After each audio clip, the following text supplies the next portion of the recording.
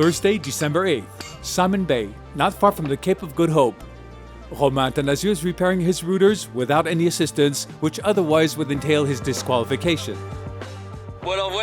Here are the two routers I was able to extort. It's great. Honestly, that's what I was fearing the most, not to be able to pull them out. So one is completely ruined, the starboard. No, sorry, the board side. One, the starboard isn't too badly damaged. 2.5 days at stop for Romain, who above all didn't want to abandon the race. 2 full days non-stop to stratify his routers and repair peeling on the hull. We're ready to go. I'm just waiting for the glue to dry on my carbon plates. I'm waiting another hour. Afterwards, I'll whale. Everything's ready. There's wind, serious wind. We're on the wind, it's choppy. Out for war now. It's hot start. Romain is back in the race in last position, 12,500 kilometers behind the leader Armel Leclerc. The exact distance between Paris and Alice Springs in the heart of Australia. 12,500 kilometers for 22 solitaries spread over 2 oceans, the Indian and the Pacific, south, right on the edge of the Antarctic ices. Yesterday noon, we crossed the Cape Lewin, south of Australia. So now we're under Australia, and next stage is Tasmania. And that's marking the split between the Indian Ocean and the Pacific.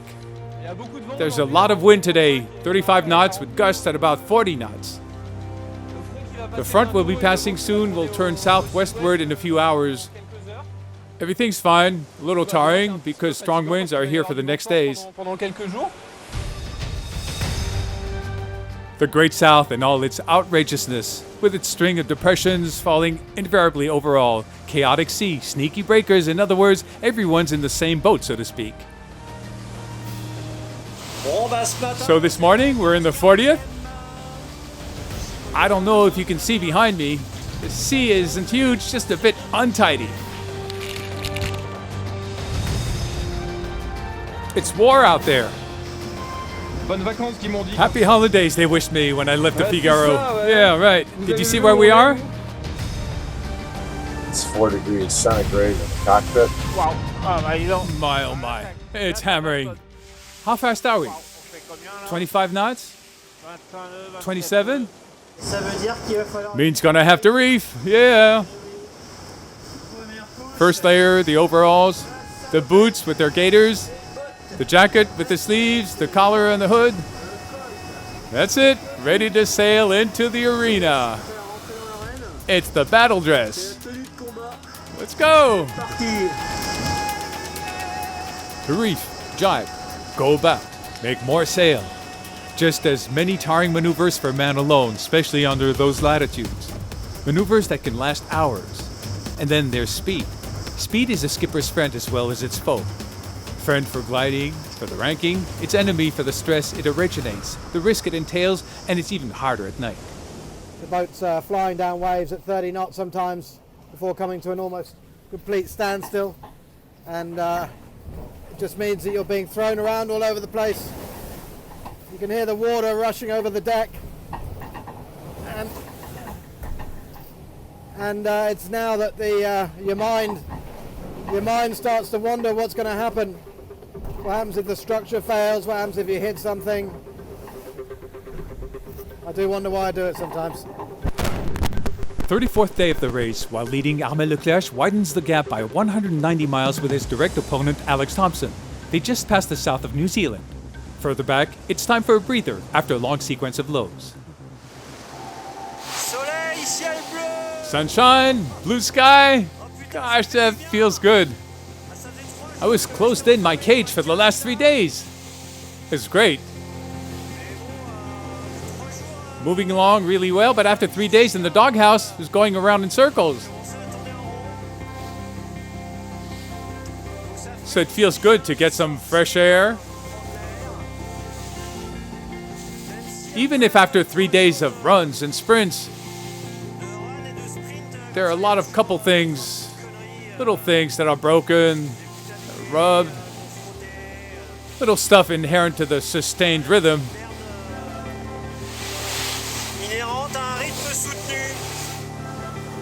Solitary racing, and especially the Vendée Globe, is a complete sport.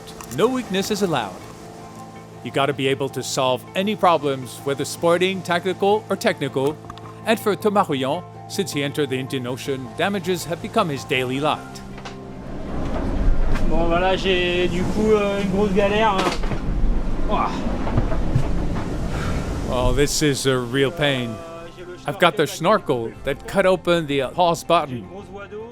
So I have a great water ingress. So I jibed and closed off the hole with an oilskin for the moment. Bummer. We've got 45 knots, and it's not getting any better. Gosh darn it! I seem to be collecting them. Problems with a traveler, with sail battens for which he had to climb up the mast, close off another water ingress. Thomas spent a tremendous amount of energy to stay in the race.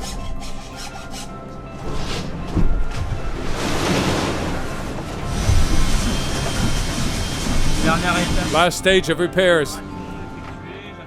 I was waiting to be on port tacked to do the job.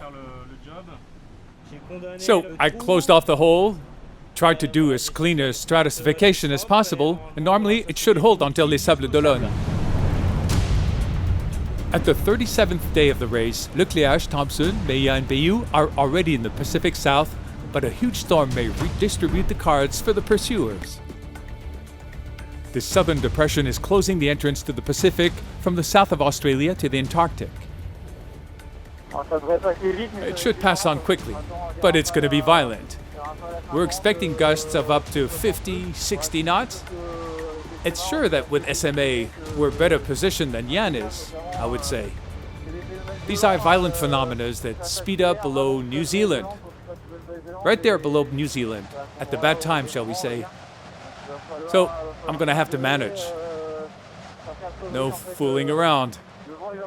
Wind will pick up quickly, so I'll have to be able to lower the sails fast without any hitches. In facing this rough weather, Yann Eliès, Jean-Pierre Dick, and Jean Le Cam have taken radically different options. Jean Le Cam, while slowing down, remains southward. Jean-Pierre intends to cross the Bass Strait. Yann Eliès remains in the center.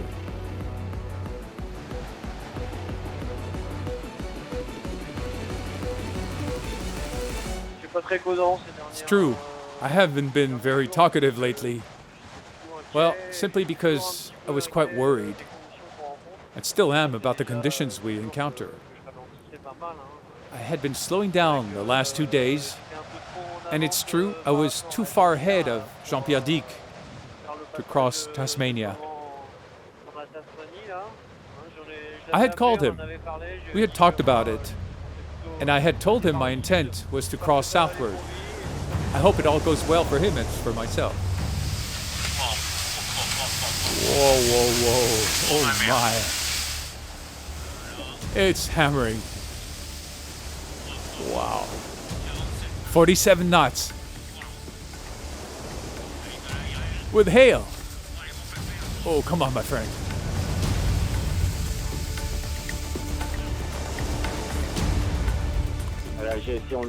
Managing the storm is mostly getting out of it.